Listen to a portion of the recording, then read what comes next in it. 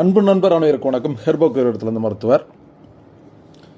இப்போ பார்க்க போகிற ஆடியோ வீடியோ என்ன அப்படின்னு கேட்டிங்கன்னா, எல்லா இடத்துலையும் கிடைக்கப்பட்ட ஒரு விஷயந்தான். உங்களுக்கு கிராமப்புறங்களில் ஒரு காலத்தில் அதிகமாக கிடைச்சிட்டு இருந்து, இப்போ கிராமப்புறங்களோட நகர்ப்புறங்களையும் அதிகமாக கிடைக்கிறது கீரை வகைகள். முடக்கத்தான் கீரை நீங்கள் கேள்விப்பட்டிருப்பீங்க. அந்த கீரையை நிறைய பேர் பார்த்தீங்க அப்படின்னா சமையலுக்கு பண்ணி கீரை மாதிரி வச்சு பல விதமாக அவங்களுக்கு என்ன மாதிரி தெரியுமோ அந்த மாதிரி அந்த கீரையை சாப்பிடுவாங்க. பெருவாரியான மக்கள் அந்த கீரையை அப்படி நேரடியாக சாப்பிடாம சில விஷயங்களில் அதை ஆட் பண்ணி சேர்த்து சாப்பிட்டா நல்லாயிருக்கும் அப்படிங்கிறங்க சாப்பிடுவாங்க. இதில் என்ன பயன் இருக்கும் அப்படின்னா அது எப்படி சாப்பிடலாங்கிறத நம்ம இப்போ சொல்கிறோம். அந்த முடக்கத்தான் கீரையை நல்லா கழுவி அதனுடைய வேர்பகுதியெல்லாம் எடுத்து போட்டு அந்த கீரையை பார்த்தீங்க அப்படின்னா தோசை மாவு நீங்கள் அரைக்கும் போது அது கூட சேர்த்து கொஞ்சம் முடக்கத்தான் கீரையும் போட்டு அரைச்சிங்க அப்படின்னா நீங்கள் சுடுற அந்த தோசைக்கு பேர் பார்த்தீங்க அப்படின்னா முடக்கத்தான் தோசைன்னு சொல்லிக்கலாம். சாதாரணமாக தோசை சாப்பிடுவோம், ரவை தோசை சாப்பிடுவோம், நெய் தோசை சாப்பிடுவோம், முட்டை தோசை சாப்பிடுவோம், வெங்காய தோசை சாப்பிடுவோம்.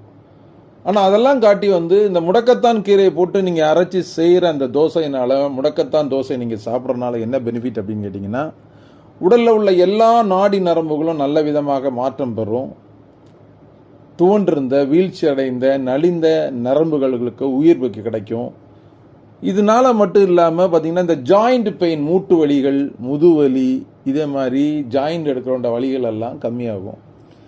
இயற்கையிலேயே பார்த்தீங்கன்னா கடவுளால் படைக்கப்பட்ட ஒரு அரிய வகையான ஒரு கீரையை கொண்டு நாம் சாப்பிட்ற உணவுப் பொருளை சாப்பிடும்போது எந்த மருந்து மாத்திரையும் எடுக்காமல் நமக்கு உடம்புக்கு தேவையான குறைபாடை இது தீர்த்து தருதுன்னா அது எவ்வளோ ஒரு நல்ல விஷயம். இல்லை எனக்கு தோசையில் கலந்து என்னால் தோசை சாப்பிட முடியாது அப்படின்னா நீங்கள் டைரெக்டாக அதை முடக்கத்தானை பார்த்தீங்கன்னா முடக்கத்தான் சூப்பு மாதிரி வச்சு கூட நீங்கள் சாப்பிட்லாம். நல்ல வெந்நீரில் போட்டு முடக்கத்தான் அந்த இலையை நல்லா கொதிக்க வைங்க. 2 உப்பு மிளகு போடுங்க, 2 மஞ்சள் தூள் போடுங்க, போட்டு நல்லா கொதிக்க விட்டு அதை சூப்பு மாதிரி கூட நான் ஒரு அரிப்பு வச்சு நல்லா அரைச்சிட்டு டெய்லி குடிச்சு வாங்க. உங்களுக்கு கிட்டத்தட்ட பார்த்தீங்கன்னா நம்ம சொல்கிறதெல்லாம் பார்த்தீங்கன்னா ஒரு வாரத்திலே நல்ல மாற்றங்கள் தெரியும்.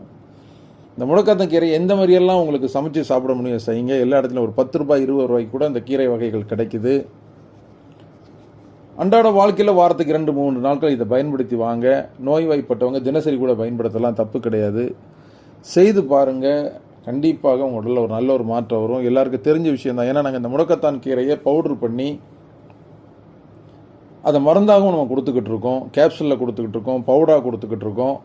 அது இயற்கையில் கிடைச்சாச்சு அப்படின்னா நீங்கள் அதை வாங்கி நீங்கள் உணவுப் பொருளாகவே நீங்கள் சாப்பிடலாம். கண்டிப்பாக நல்ல பயனளிக்கும்.